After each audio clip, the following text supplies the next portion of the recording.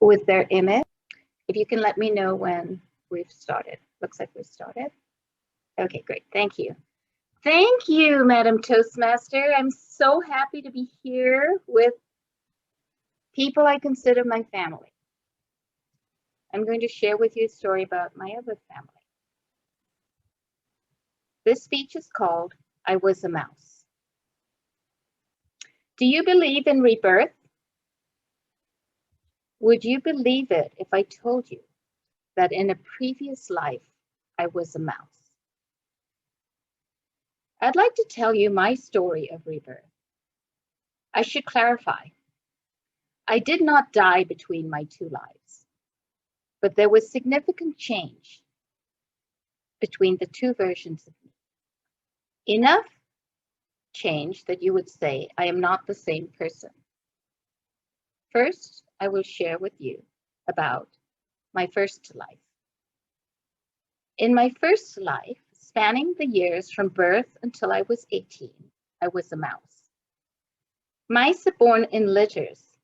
It's not a scientific reference, but I did a quick Google search on the internet, and it shows that it's not unusual to have 5 to 8 mice in a litter.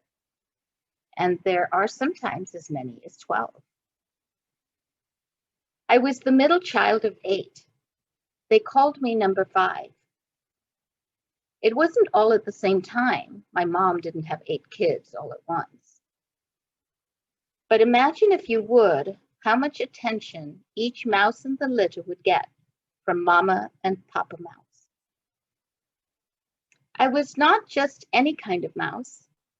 I was an Asian mouse. I recall someone saying, "Children are made to be seen and not heard." I took it personally. I didn't say much to anyone, ever. I was buried in the middle of a litter of Asian mice. I would go so far as to say that I was not very assertive.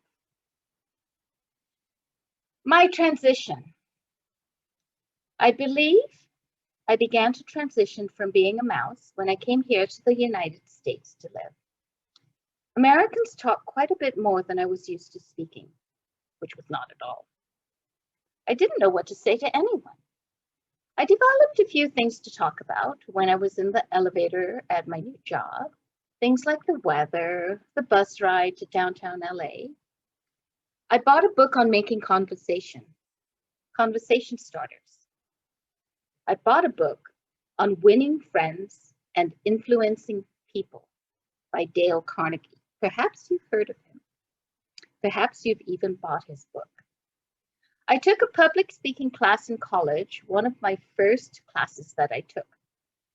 After my first speech, I was beet red and sat down immediately. The professor brought me back out to finish and take questions. I was that shy. Let's talk about today. Today, I no longer consider myself a mouse. I have transitioned beyond mouse. If I were to compare myself to another animal,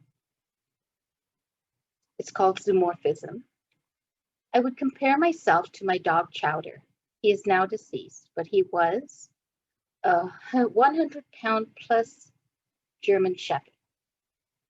Perhaps he has come back as a new me.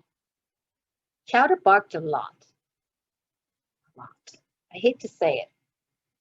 He said a lot of things to a lot of people. Things that they didn't necessarily care about or want to hear. Sometimes we would listen. Often they complained. I'm sure that Chowder was happy when anyone listened to him. But Chowder made sure that we took care of him because he told us what he needed, what he wanted: a walk, to be fed, a treat. I know my needs are a little bit more complicated, but I do have those, and sometimes I get them. Chowder made things. Sometimes I would let him bring back fallen palm branches from the park, and he would make mulch. He was a good, friendly dog. I loved him so much. I could spend lots of time sharing memories of my puppy, but that's beyond the scope of today's speech. I want to share a little bit about the future, not just my future, perhaps our future.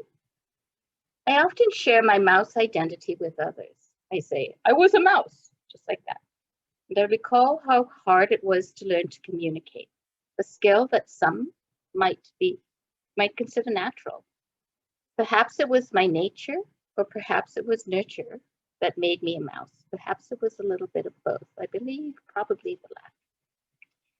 I share this thought with you today in this speech because we have been considering a youth program that shares what we do here in this Toastmasters group with others. I attended an hour-long training of what that program includes.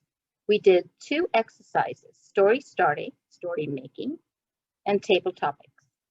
And this took me back to my own times, my own struggles as a mouse. You may ask, but is it needed? You may ask, if we build it, will they come? I always feel that if I am interested in something, if I care about something, someone else out there cares about it too. I believe that there are others who might be purchasing Dale Carnegie's book or a book by some more recent author. I believe, yes, they will come. That we will find that there are those, particularly young adults, who might want to boost their communication skills as they too transition from mouse to German Shepherd. Thank you very much for listening. And back to you, Madam Toastmaster. Please subscribe to channel Squiggle Mom. Super cute, super cute.